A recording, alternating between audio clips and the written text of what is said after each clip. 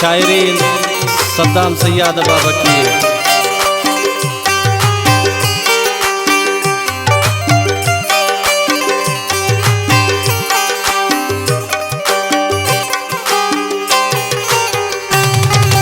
यार दिगरे यार मबै शम्म मरौजार मबै जिंदैया के मरौ बिसद जहाँ बार मबै यार दिगरे यार मबै शम्म मरौजार मबै जिंदैया के मरौ बिसद जहाँ बार मबै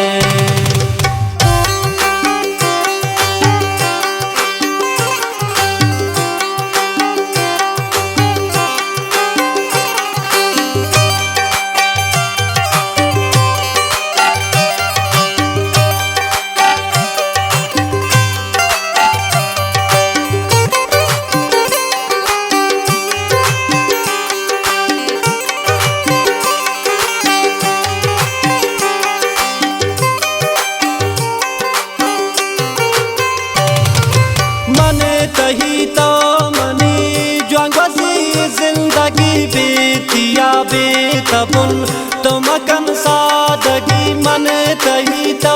मनी ज्वांगसी जिंदगी बेतिया बेतबुन तुमकन सादगी यार दिगरे यार मबै शम्म मरौजार मबै जिंदैया के मरौ बिसद जहाँ बार मबै यार दिगरे यार मबै शम्म मरौजार मबै जिंदैया के मरौ बिसद जहाँ बार मबै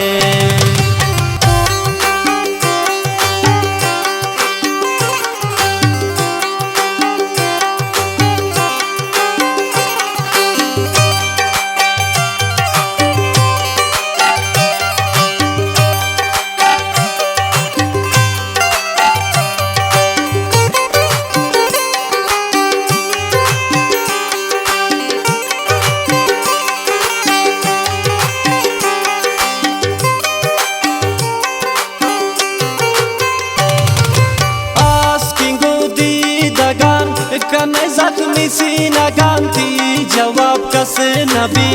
मंगश्तन अरने मगान आस्किंग दी दगान कने जख्मी सीना गांधी जवाब कस नबी मंगश्तन अरने मगान यार दिगरे यार मबै शम्म मरौजार मबै जिंदैया के मरौ बिसद जहाँ बार मबै यार दिगरे यार मबै शम्म मरौजार मबै जिंदैया के मरौ बिसद जहाँ बार मबै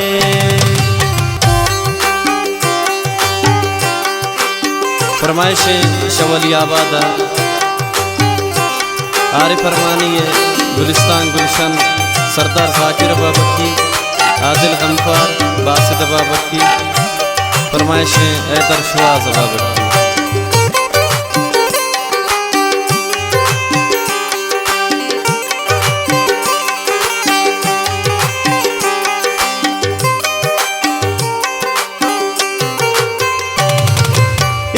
सद्दाम सैयद तो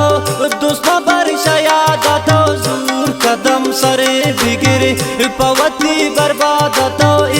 सद्दाम सैयद तो